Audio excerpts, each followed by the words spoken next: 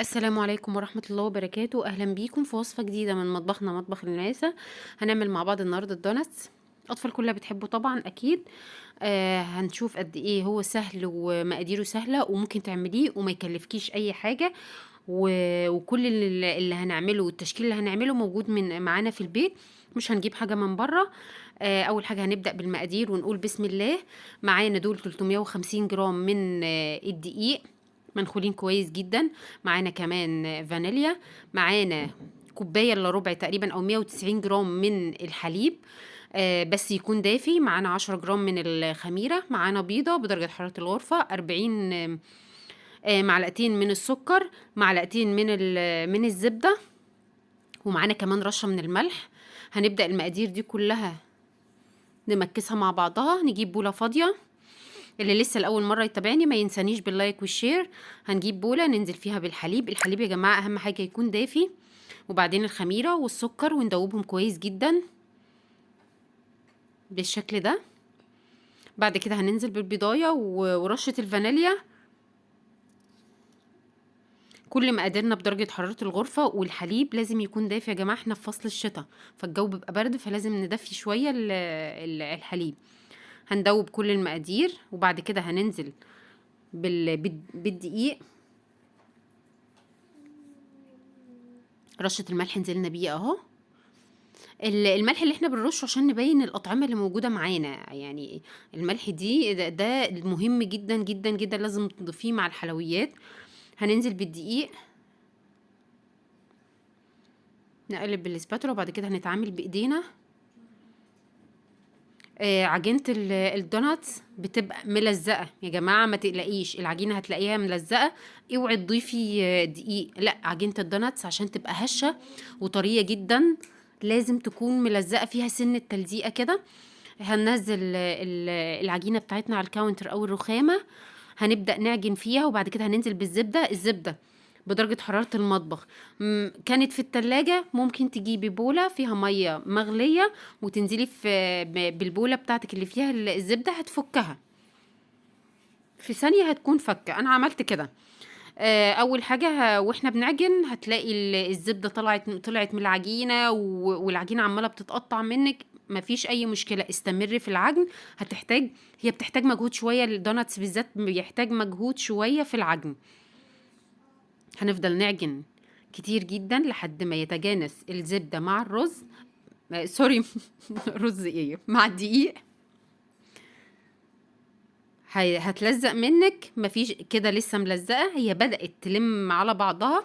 افضلي اعجني فيها، ما تتعبيش، لان ده الخطوة دي مهمة جدا جدا جدا جدا عشان تنجح معاكي الدوناتس.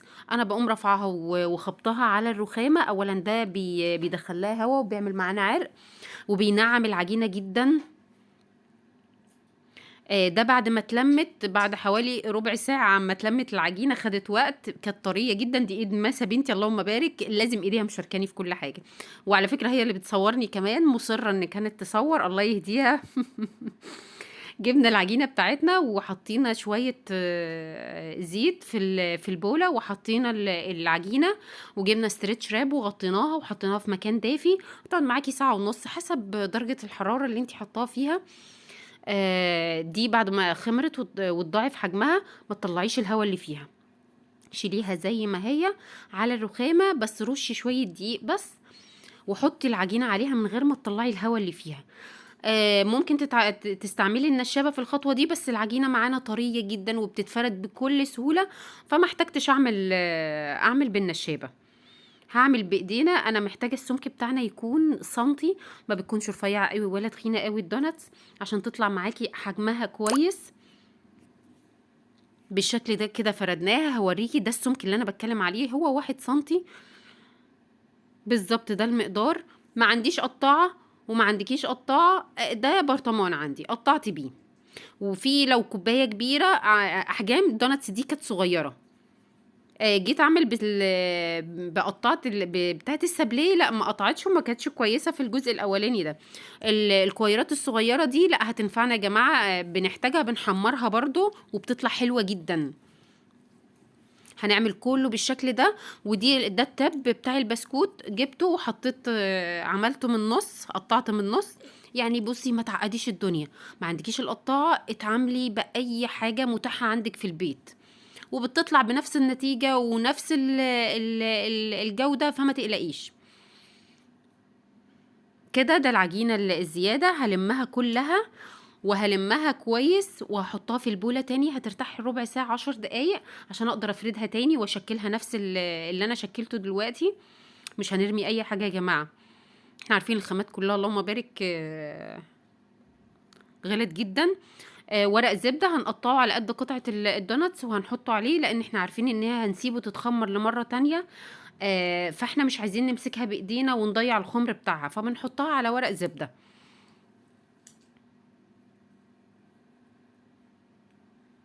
ده مش كل المقدار على فكرة، فيه لسه موجود.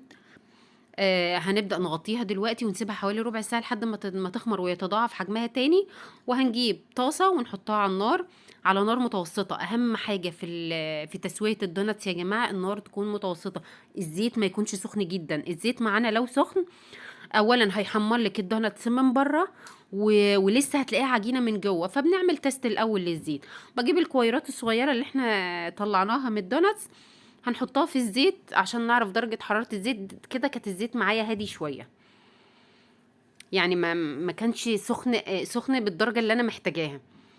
كده لما بدأ الزيت بتاعي يسخن، حاولي تتعاملي مع الدوناتس مش بماسك حاجه حاده، لا بلاش، عشان ما تضيعيش الخمر بتاعها وتبوظيها.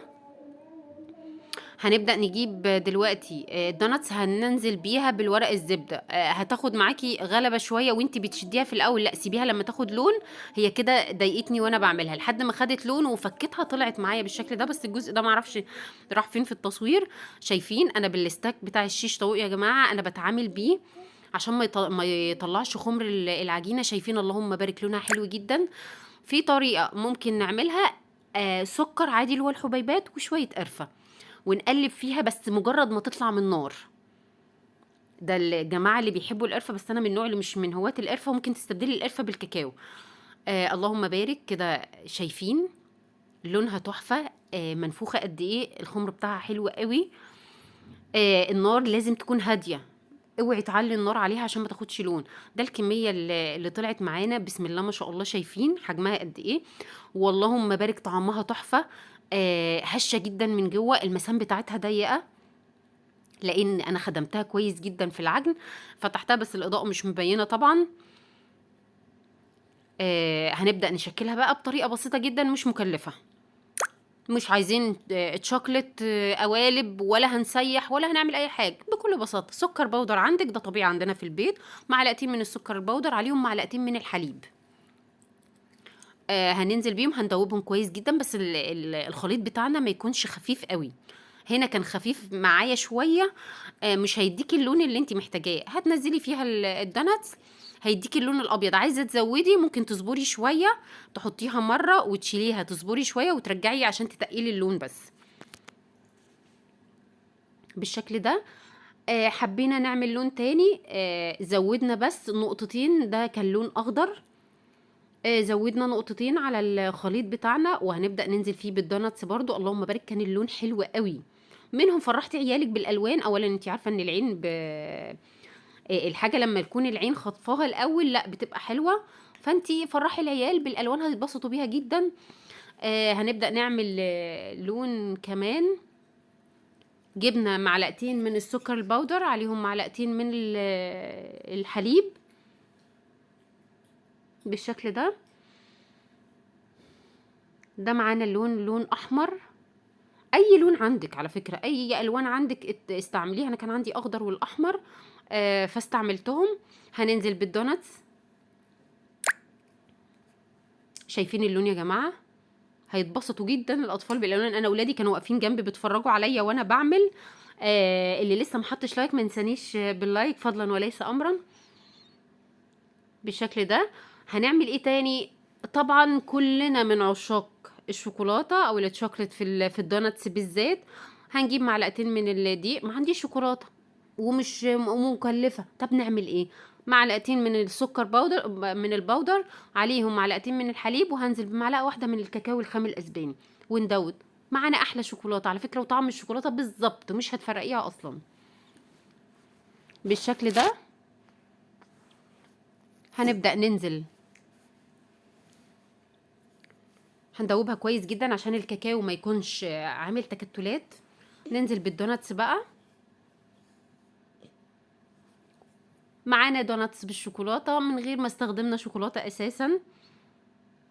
طبيعي المقدار انا مكتره فيه شوكولاته، لان انتوا عارفين الولاد كلهم بيحبوا الشوكولاته، حبيت ادلع شويه الالوان، بقيت اضيف الالوان على بعضها.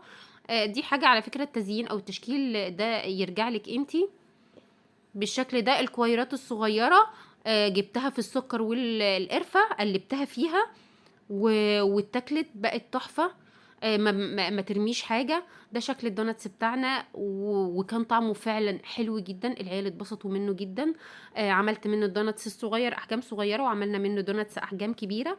هبدا افتح معاكم دلوقتي قطعه للشوكليت. اي نعم هتبهدل الدنيا، بس مش مشكله، هوريها لكم قد ايه هي طريه جدا وهشه جدا، وما شاء الله ارتفاعها كويس جدا.